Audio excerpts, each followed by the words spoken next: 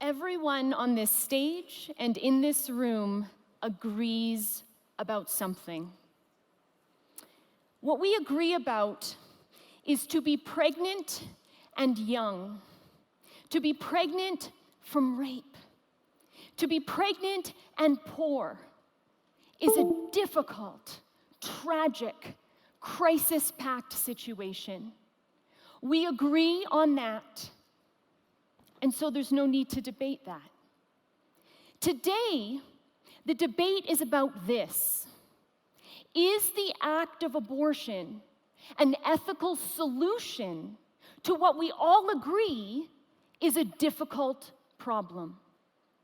And in order to answer that question, we need to ask a question, and that question is this: do we believe in human rights? I'm gonna guess it's safe to say we do. I believe in human rights. So next question is this: who gets human rights? Well, if children get children's rights and women get women's rights, then humans get human rights. So when do humans begin their lives?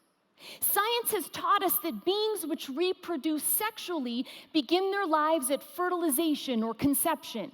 They begin their lives at sperm-egg fusion. For it's in that moment that the one-celled embryo is alive because the embryo is growing.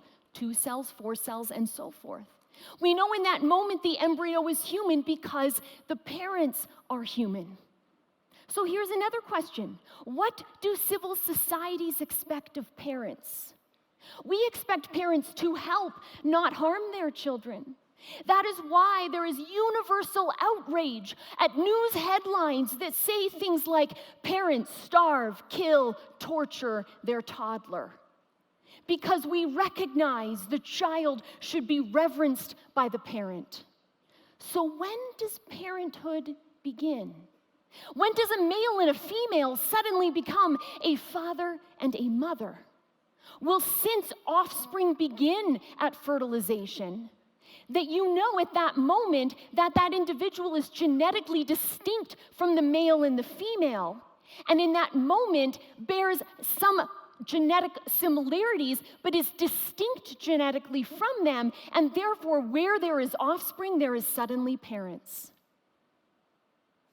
And so because the act of abortion dismembers, decapitates, and disembowels the body of a child, it ought to be rejected. In fact, the United Nations, in its Declaration on the Rights of the Child, has said the following, I quote, "The child, by reason of his physical and mental immaturity, has rights to special safeguards and care before as well as after birth." End quote. The words of the United Nations. The United Nations has also adopted the Covenant on Civil and Political Rights.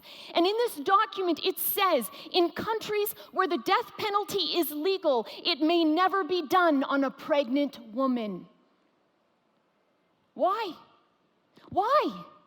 What is the difference between a guilty woman who is pregnant and a guilty woman who is not pregnant in a country in which both women have committed a crime that their country says is deserving of the death penalty? What is the difference?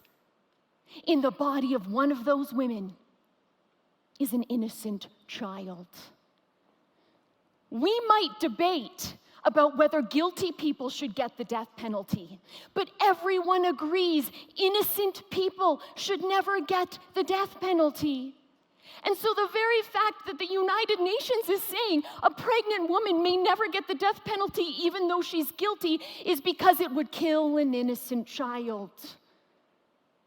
If it is wrong to kill a preborn child because or by way of the death penalty, it is wrong to kill the preborn child by abortion. Abortion will not unrape a rape victim. Abortion will not make a poor woman rich. And abortion will not turn a woman's frog of a boyfriend into a prince.